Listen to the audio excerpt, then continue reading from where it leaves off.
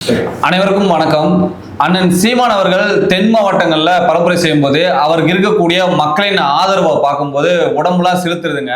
அத நம்மளுடைய உறவுகள் என்ன பண்றாங்கன்னா, அந்த வீடியோவை எடுத்து அவங்க ஒரு சாங்ஸ் ஒன்று வச்சு அந்த வீடியோவை வந்து போஸ்ட் பண்ணும்போது அதெல்லாம் பார்க்கும்போது அப்பா அந்த அளவுக்கு இருக்கு. அதே நேரத்துல ஐயா ஸ்டாலின் அவர்கள் வந்து தஞ்சாவூர்ல பரப்புரை பண்ணியிருக்காரு.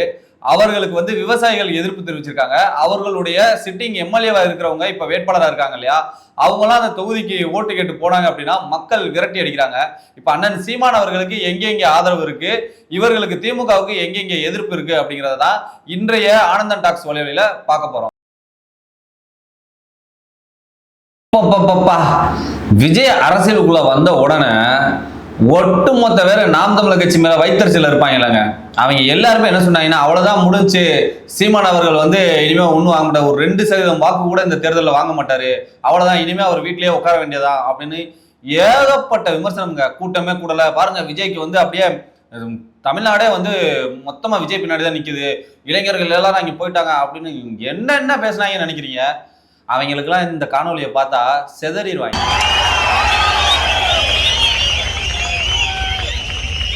ஊத்தனைக்கு தோத்துட்டு யாரும் வரலன்னு தனிச்சு நிக்கல, கூப்பிட்டா போகாம நிக்கிற தனிச்சு, அதான் தனிச்சு மகிழ்ச்சி எதிர்கட்சி வெளிநடப்பது என்று சொல்லுங்க. இதே அதிகாரத்தை எங்களிடத்தில் தந்துவிட்டு பத்திரமாக நிம்மதியாக வாழும் 100 மரம் பட்டியலிட்டு பயமானது 90 அப்போ உணவுடைய பேராபத்துக்குள் தென் மாவட்டம்னு எடுத்துக்கிட்டோம்னா கன்னியாகுமரியில தான் இவ்வளவு பெரிய கூட்டம் வந்துச்சு அப்படின்னு நம்ம நினைச்சிட்டு இருந்தோம். அதுக்கு அப்படியே ஈக்குவலா அதை விட இன்னும் கொஞ்சம் ஒருபடி மேலேயே அதிகமாக திருநெல்வேலி மாவட்டத்திலயுமே வந்திருக்காங்க. அதற்கப்புறம் தூத்துக்குடி மாவட்டத்தில் அதை இன்னும் கொஞ்சம் மிஞ்சி போயிருக்காங்க. ஏன் இந்த கன்னியாகுமரி மாவட்டத்துல, திருநெல்வேலி, தூத்துக்குடியிலாம் வந்து இந்த அளவுக்கு வந்து மக்கள் வந்து நாம் தமிழர் கட்சிக்கு ஆதரவு கொடுத்துருக்காங்க, அண்ணன் சீமான் அவர்கள் பின்னாடி இவ்வளவு திரண்டு இருக்காங்க அப்படின்னு பாத்தீங்கன்னா, தொடர்ச்சியா நாம் தமிழர் கட்சி அந்த பகுதிகளில் எடுத்த போராட்டங்கள் தாங்க. கன்னியாகுமரின்னு எடுத்துக்கிட்டீங்கன்னா அந்த அதாவது கன்னியாகுமரி இந்த பகுதியில் ஃபுல்லா பாத்தீங்கன்னா மேற்கு தொடர்ச்சி மலைகள், இந்த மேற்கு தொடர்ச்சி மலையை வெட்டி கேரளாவுக்கு கடத்தி கொண்டு போறாங்க இல்லையா, அதை வந்து தட்டி கேட்டு நாம் தமிழர் கட்சி பல போராட்டங்களை பண்ணியிருந்துச்சு. அதன் விளைவா, அதாவது நம்மளுடைய மலைகளை, நம்மளுடைய இயற்கை வளங்களை எடுத்து கொண்டு போறது மட்டும் இல்லாம போற வழியில ஃபுல்லா சாலை விபத்துங்க. கன்னியாகுமரியில் எடுத்துக்கிட்டீங்கன்னா முழுக்க இந்த மலைகளை எடுத்து வெட்டி கொண்டு போகும்போது அந்த சாலைகளில் ஃபுல்லாக விபத்து. அன்னைக்கு தக்கலையில் அண்ணன் சீமான் அவர்கள் பேசிட்டு வந்த பிறகு கூட அன்று இரவு அங்கே பிரச்சனைங்க. அதை நம்ம கட்சியினுடைய வேட்பாளராக இருக்கக்கூடிய சீலன் அவர்கள் வந்து அதற்காக போராடி நிரந்தரமா நம்ம கன்னியாகுமரி மாவட்டத்தை எல்கைக்குள்ளேயே அந்த வண்டிகள் வரக்கூடாது அப்படின்னு அவர் போராடின அந்த போராட்டத்தின் வெற்றியாக அந்த மாவட்ட நிர்வாகமே இனிமே திருநெல்வேலியிலிருந்து வரக்கூடிய கனிம வளங்கள்ல வந்து இந்த கன்னியாகுமரி மார்க்கமாக எந்த கனரக வாகனங்களும் உள்ள செல்லக்கூடாது அப்படின்னு தடை விதிச்சிருக்காங்க. இதுவே வந்து நாம் தமிழர் கட்சிக்கு கிடைத்த முதல் வெற்றி அப்படியா தான் அந்த பகுதியோட உறவுகள் எல்லாருமே பாக்குறாங்க. அப்படியே திருநெல்வேலி, தூத்துக்குடியை எடுத்துக்கிட்டோம் அப்படின்னா அங்கே பனை ஏரிகள், அதாவது பனைமரத்துல ஏறி அதன் மூலியமா பிழைக்கக்கூடியவங்க, அதன் மூலியமா வியாபாரம் செய்யக்கூடியவங்களுக்கெல்லாம் அங்க இருக்கக்கூடிய காவல்துறை வந்து நமக்கு நெருக்கடியை கொடுக்குதுங்கிறது உங்க எல்லாருக்குமே தெரியும். இப்போ கூட அங்க இருக்கக்கூடிய ஒரு பனை ஏரியை வந்து அங்கே இருக்க எஸ்ஐ காலில் சுட்டு அவர் வந்து ஒரு நடை பிணமாகத்தான், அதாவது நடக்கவே முடியாதுங்க. ஏன்னா காலில் முட்டியில் சுட்டுட்டா அப்புறம் என்ன பண்ணுவாப்ல, இனி அவருடைய வாழ்க்கை என்னாச்சுன்னே தெரியாது. அந்த அளவுக்கு வந்து அவரை சஸ்பெண்ட் பண்ணியிருந்தாலும் அங்கே நம்ம நாம் தமிழர் கட்சி தான் அதற்கும் முதல்ல நின்று போராட்டங்களை பண்ணாங்க. இப்போ அண்ணன் சீமான் அவர்கள் அங்கே போயிருக்கும் போது அண்ணன் சீமான் அவர்கள் என்ன செய்ய போறாங்க அப்படிங்கிற எதிர்பார்ப்புல மக்கள் அதிகமாக கூடியிருக்காங்க.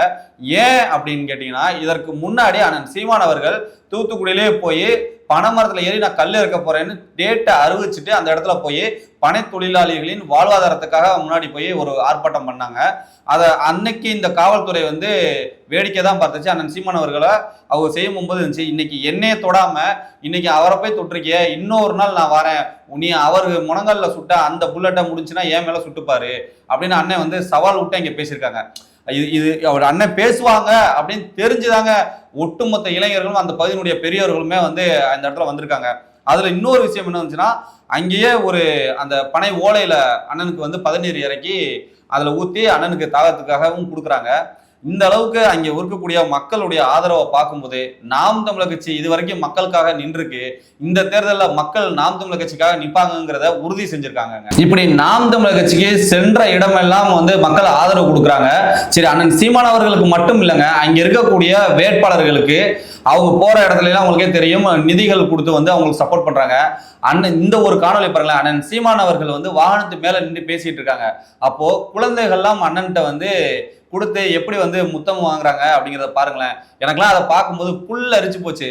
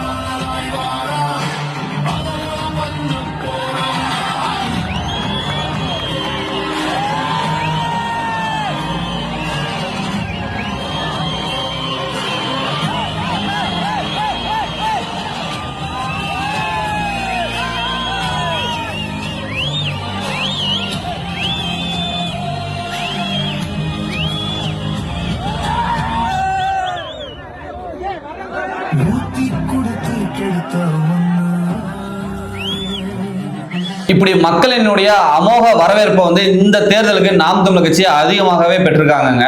அதனால இதை பார்த்துட்டு நம்ம ஸ்டாலின் அவர்கள் சும்மா இருந்துருவாங்களா? இறங்கி களத்துக்கு போயிடலாம்னு சொல்லி ஒவ்வொரு இடமா போறாங்க. தஞ்சை டெல்டா பகுதியில் அவர் நேற்று பிரச்சாரம் மேற்கொள்ளும் போது அங்க இருக்கக்கூடிய விவசாயிகள் அவருக்கு கருப்பு கொடி காமிச்சிருக்காங்க. இது வரைக்கும் ஸ்டாலின் கருப்பு கொடி காமிச்சுதான் நம்ம பார்த்திருக்கோம். ஸ்டாலினுக்கே கருப்பு கொடி காமிச்சிட்டாங்கல்ல. அந்த அளவுக்கு கடைசியா நடந்த இந்த 5 வருஷம் மிக கேவலமான ஒரு ஆட்சியை தான் ஸ்டாலின் அவர்கள் கொடுத்துருக்காங்கிறதுக்கு இந்த விவசாயிகளுடைய கருப்பு கொடியை சாட்சிங்க. ஏன் அந்த விவசாயிகள் போராடி இருக்காங்கன்னா, அவங்க தொடர்ச்சியா 1.5 வருஷம் நினைக்கிறேங்க, 1 வருஷம் 1.5 வருஷம் நினைக்கிறேன், அதுக்கு மேல அந்த மக்கள் போராடிட்டே இருக்காங்க. கொஞ்சம் கூட என்னன்னு கூட பார்க்கலங்க. இப்ப வரக்கூடிய ஸ்டாலின் அவர்களை பார்த்து ஒரு மனு கொடுக்கறதுக்காக தான் அவங்க கேட்டிருக்காங்க. அதுக்கும் அனுமதிக்காதனால விரக்தி அடைஞ்சுதான் அந்த விவசாயிகள் போராடி இருக்காங்க. கரும்பு விவசாயிகளுடைய இந்த கோரிக்கையை ஒருபோதும் இந்த ஸ்டாலின் அரசு பண்ணல. இதுக்கு மேல பொறுமை தாங்க முடியாம தான் அவங்க கருப்பு கொடி காமிச்சு எதிர்ப்பு தெரிவிச்சிருக்காங்க.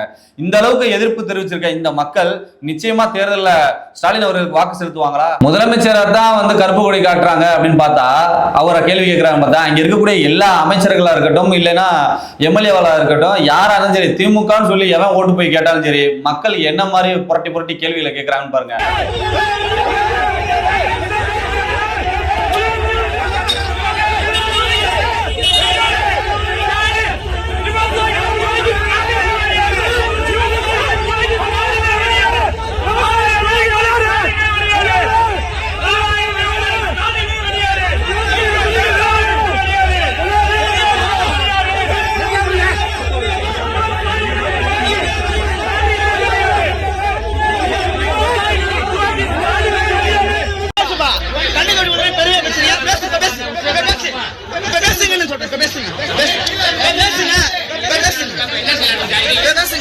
என்ன பண்றீங்க? பேசுங்க. இதெல்லாம் ஓட்டு கேக்குறீங்க, ஓட்டு கேக்குறீங்க, இதெல்லாம் ஓட்டு கேக்குறீங்க. 5 வருஷத்துக்கு ஒண்ணா செஞ்சிருவோம். உங்க ஊருக்கு நிறைய செஞ்சிருக்கா. இன்னும் முக்கியமா தண்ணி கொடுக்கணும்.